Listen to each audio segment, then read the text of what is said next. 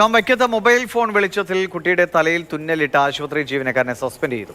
Nursing അസിസ്റ്റന്റായ ജയനെയാണ് suspend ചെയ്തത്. വൈക്കം താലൂക്ക് ആശുപത്രിയിലെ ഗുരുതര വീഴ്ച മാതൃഭൂമി ന്യൂസാണ് പുറത്തു കൊണ്ടുവന്നത്. ഷിനോജ് വിവരങ്ങളുമായിട്ട്. ഷിനോജ്, ഇപ്പോൾ സ്റ്റിച്ചിട്ട ആൾ ആണ് പുറത്താകുന്നത്. ഇത് ആ ഒറ്റയാളിൽ ഒതുങ്ങുന്നതല്ലല്ലോ ഈ വീഴ്ചയുടെ അല്ലെങ്കിൽ അതിന് പിന്നിലുള്ള ആളുകൾ.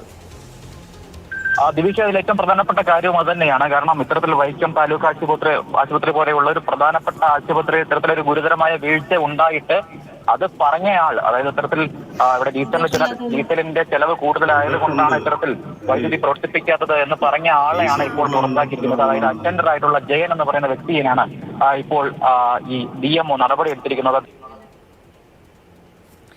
ശരി, ഷിനോജാണ് വിവരങ്ങൾ നൽകിയത്. മൊബൈൽ ഫോൺ വെളിച്ചത്തിൽ സ്റ്റിച്ചിട്ട സംഭവം വലിയ വാർത്തയായിരുന്നു. അത് അവിടുത്തെ ജനറേറ്റർ പ്രവർത്തിക്കാനുള്ള ബുദ്ധിമുട്ട്, ഡീസലിൻ്റെ ബുദ്ധിമുട്ടൊക്കെയാണ് പറഞ്ഞിരുന്നെങ്കിൽ ഇതാ ഇപ്പോൾ ആ സ്റ്റിച്ചിട്ട ആളെയാണ് സസ്പെൻഡ് ചെയ്തിരിക്കുന്നത്. അതിൽ കൂടുതൽ വലിയ പ്രതികരണങ്ങൾക്കും നടപടികൾക്കൊന്നും ആരോഗ്യവകുപ്പ് ഇതുവരെ പോയിട്ടില്ല. എന്താണ് അവിടെ സംഭവിച്ച പിഴവ് എന്നതാണ് കണ്ടെത്തി ചികിത്സിക്കേണ്ടത്.